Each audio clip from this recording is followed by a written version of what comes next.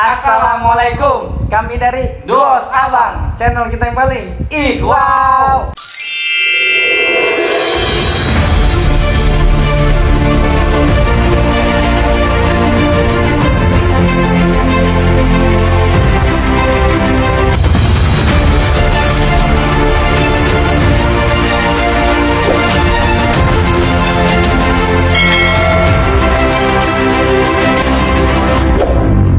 Alhamdulillah wa syukurillah wa nikmatillah wala haula wala quwata illa billah. Alhamdulillah nih Bang. Ya. Sekarang semuanya lebih fresh nih Bang Ya. Dul. Lebih wow. Lebih nuansa, lebih baru lagi nih Bang Dul ya. Kita juga di tahun yang baru ini ya. Iya benar. Atau mau memasuki ya kan tahun-tahun yang baru ini. Akhir tahun. Akhir tahun ini ya. Jadi harus ada sesuatu yang baru, sesuatu lebih wow. Iya. Ini semua untuk para sahabat Duos Abang. Dari Sabang sampai Merauke. Merauke. Dari Merauke sampai Sabang. Nah, hari ini juga kita kedatangan lagi nih Ustadz Agung. Ya, Ustadz Agung Ramadan MA. Iya, MA. Iya. Gimana Ustadz, sehat? Alhamdulillah. Khoir. Untuk hari ini kira-kira Ustadz Agung pengen bahas apa nih di konten Duos Abang? Ya. Silakan Ustadz, mukadimah dulu Ustadz.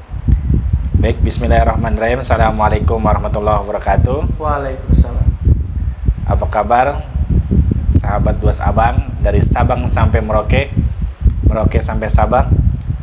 Mudah-mudahan kalian semuanya selalu diberikan keberkahan Allah Subhanahu wa taala. Amin. Alhamdulillah kita masih dapat berkumpul di tempat yang mulia ini. Mudah-mudahan Allah selalu memberikan keberkahan bagi kita semuanya. Amin ya rabbal alamin. Baik, insya Allah ini ada tema yang paling bagus ini insya Allah kita bahas ya. Iya. Adalah dahsyatnya ain dan hasad.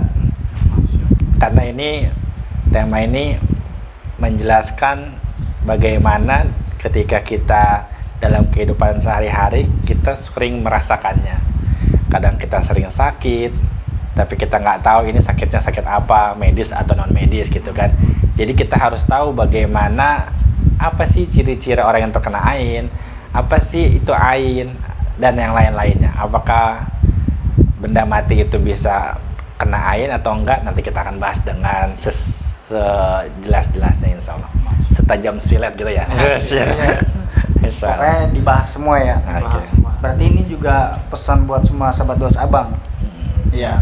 Ya, untuk sahabat Duos Abang silakan simak ya pembahasan ain dari Ustadz Agung Ramadan. Iya. Insyaallah. Gimana Bang? Langsung lu ada pertanyaan apa ya? Langsung mulai aja dulu. Iya. Silakan Ustadz. Baik. Innal hamdalillah nahmaduhu wa nasta'inuhu wa nastaghfiruh wa na'udzu billahi min syururi anfusina wa min sayyiati a'malina may yahdihillahu fala mudilla lahu wa may yudlil fala hadiyalah. Asyhadu an la ilaha illallah wahdahu la syarikalah wa asyhadu anna Muhammadan abduhu wa rasuluhu la nabiyya ba'da. Allahumma shalli wa sallim wa barik ala sayyidina Muhammad wa ala alihi wa sahbihi ajma'in. Amma ba'd.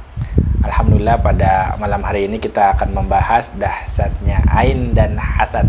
Kenapa kita ingin menjelaskan dahsyatnya ain dan hasad? Ternyata ini sangatlah penting. Kenapa? Karena di surat Al-Falaq menyebutkan wa min syarri hasidin idza hasad. Yang sebelumnya Allah menjelaskan di surat Al-Falaq wa min syarrin naffatsati fil uqad. Ternyata ain ini, hasad ini serasi. Maksudnya apa? Seimbang. Dahsyatnya sama dengan sihir.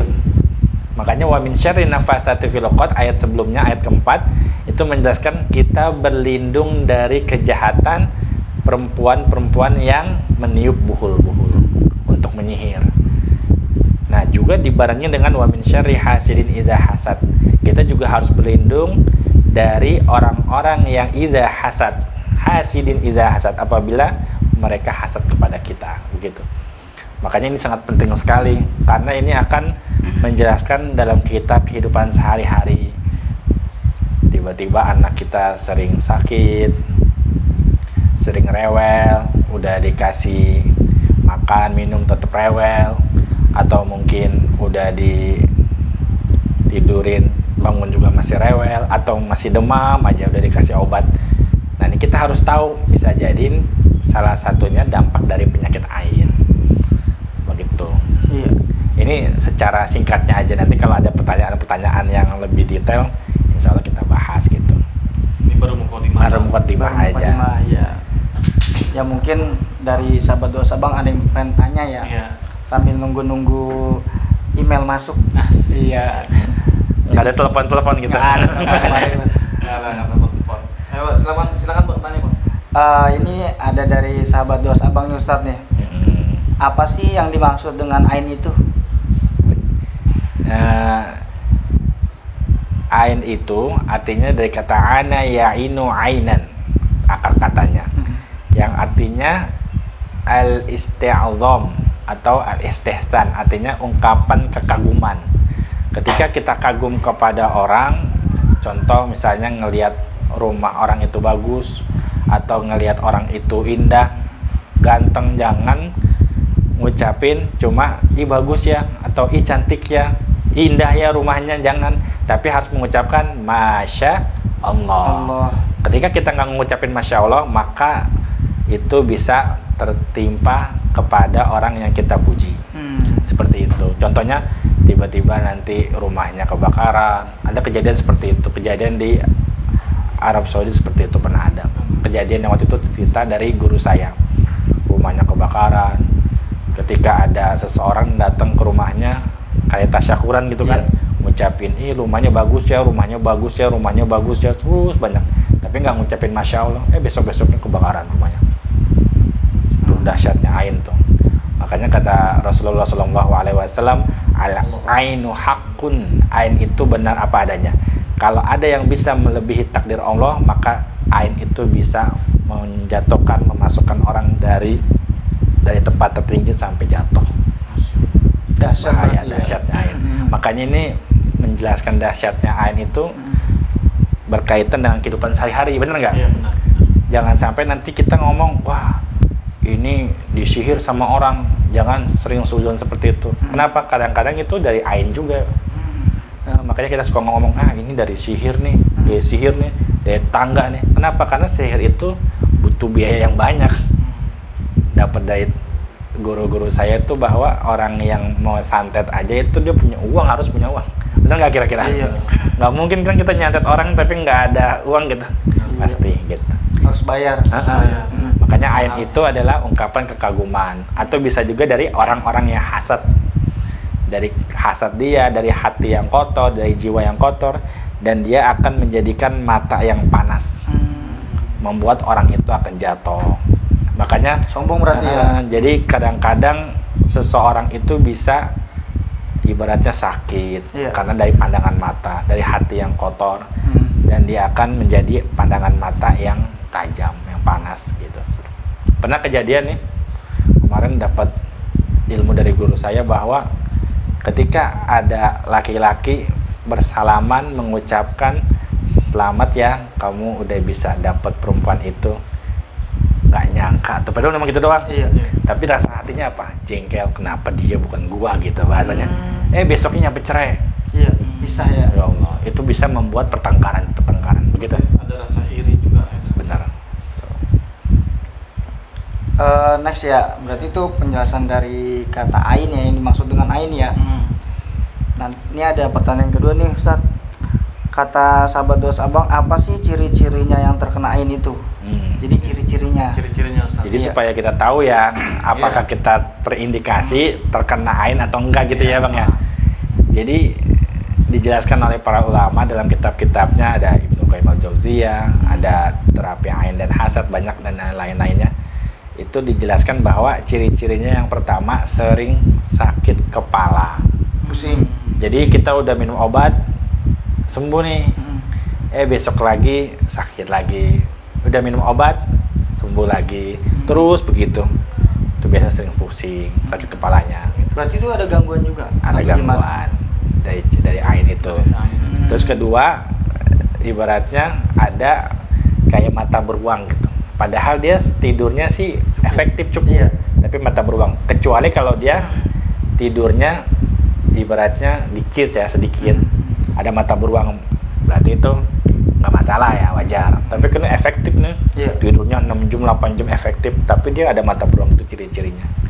Makanya coba aja kita lihat di kaca, mata kita kayak mata beruang nggak kira-kira. Terus yang ketiga, sering sesak dadanya, nyesek ya. Terus itu berarti bawaannya termasuk juga ciri-ciri ain. Atau ada orang yang hasad sama kita gitu. Terus keempat, nggak nafsu makan.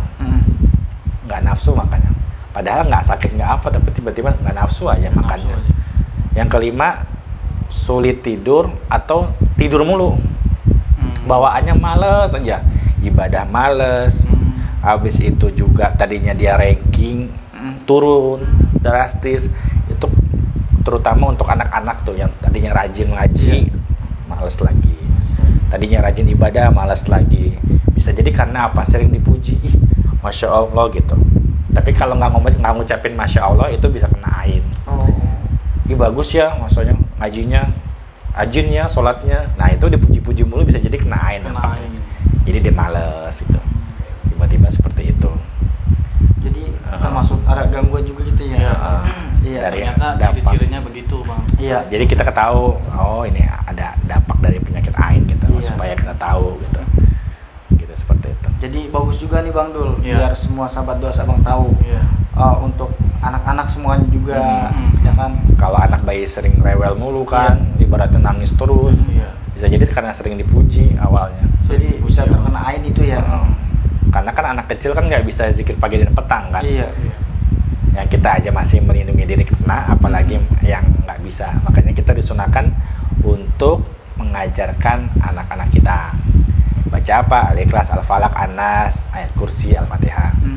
Tapi kalau nggak bisa, ya udah kita ruqyahin dia atau kita doain dia. Itu yang diajarkan oleh Nabi Muhammad SAW. Doanya apa? U'idzuka, aku melindungi kamu bikalimatillahi tamah, dengan kalimat-kalimat Allah yang sempurna, min kulli syaitonin wahama, dari setan-setan yang terkutuk. Wahama itu di sini adalah yang berbisa, penyakit yang berbisa, contohnya dari kalajengking, ular. Itu perlindungan dari situ. Kita mendoakan anak kita yang dia nggak bisa melindungi dirinya. Wa min kulli ainin lama, dari ain gitu, ain hasad dan ain-ain yang lainnya seperti itu. Jadi doain tuh u'idzuka kalau untuk satu orang laki-laki, kalau u'idzuki satu orang perempuan, kalau dua u'idzukuma. Jelas berarti Bang ya. Jadi begitu. Itu yang diajarkan oleh Rasulullah. Seperti Nabi Ibrahim mendoakan Nabi Ismail dan Nabi Ishak, dan Nabi Muhammad mendoakan cucunya Hasan dan Husain ketika kecil. Soalnya kan ketika kecil itu kita nggak bisa ngelindungi diri kan. Betul. Jadi kita yang ngelindungi diri. Kita doain, kita bacain, kemudian kita usapin dari kepalanya sampai kakinya semuanya. Mau keluar rumah supaya dia nggak kena air, supaya dia nggak kena penyakit-penyakit yang lain atau kena gituan binatang gitu kan. Ya gitu ya, binatang-binatang yang berbisa lah. Ini bagus nggak nih, dicatok atau gimana gitu ya. Iya, buat sahabat doa abang yang udah punya anak gitu kan. Jadi tahu gitu. Benar. Kira-kira ada lagi nggak Bang Dul? Ada nih, dari sahabat doa abang. Iya. Gimana sih Ustadz cara penyembuhan penyakit ain? Cara penyembuhan penyakit ain. Jadi yang pertama yang diajarkan oleh Rasulullah, kalau kita tahu dia yang melempar ain, maka minta air wudunya. Gitu. Oh, kayaknya ini si A nih yang suka muji saya. Iya. Kan suka tahu tuh. Oh, berarti saya minta air wudunya.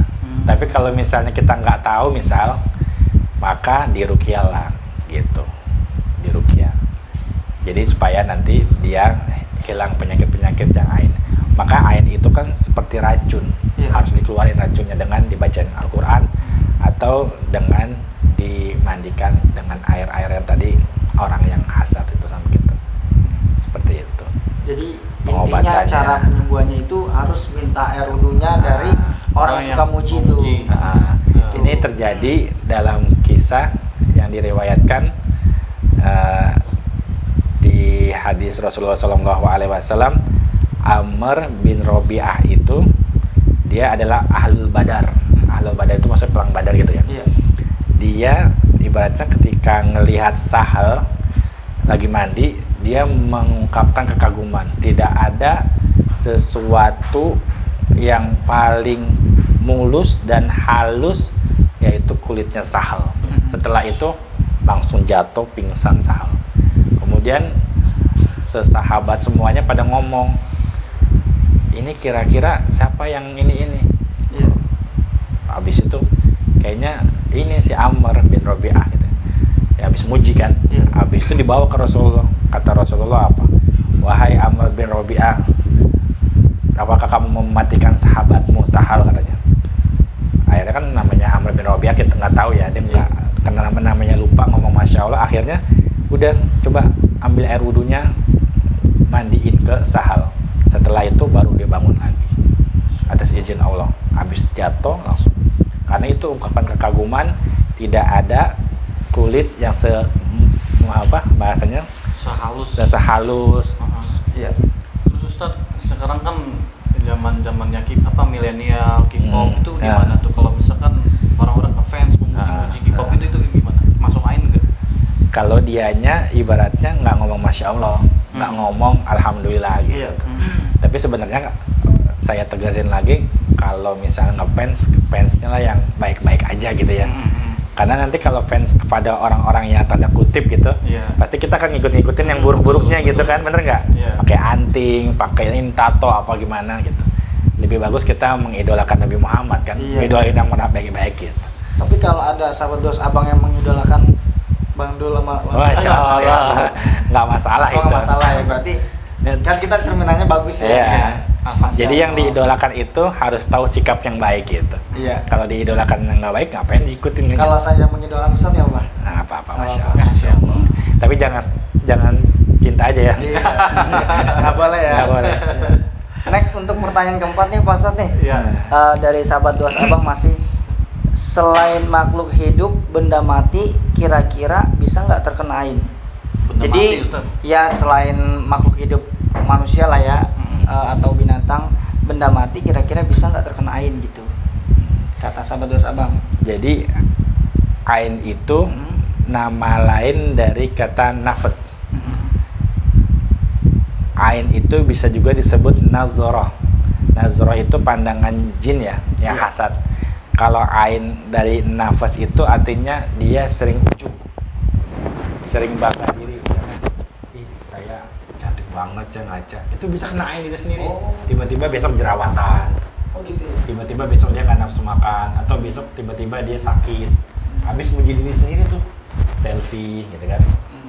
Itu bisa kena ain diri sendiri gitu, seperti itu. Tapi kan dipuji sama orang bisa kena ain juga. Bisa dipuji kena orang, muji diri sendiri juga ngomong Kena Masya juga, Allah, kena juga. Atau ngomong Masya Allah, saya ganteng ya gitu. Gitu, seperti itu. Dan kalau untuk benda mati bisa juga. Apa dalilnya? Dijelaskan oleh Allah Subhanahu wa taala di surat Al-Kahfi. Iya. Ayat 39, walaula izdakhalta jannataka qulta masya Allah la quwwata illa billah. Dan itu dijelaskan bahwa ayat-ayat sebelumnya, 7 ayat sebelumnya dijelaskan bahwa ada 2 golongan, dari golongan mukmin dan golongan kafir. Iya. Yang golongan kafir ini dia selalu membangga-banggakan dirinya. Ya disitulah dia memberikan dampak penyakit ainnya sendiri. Makanya dia bilang apa? Ayat-ayat sebelumnya, ana aktsaru minka, saya lebih hartanya daripada kamu.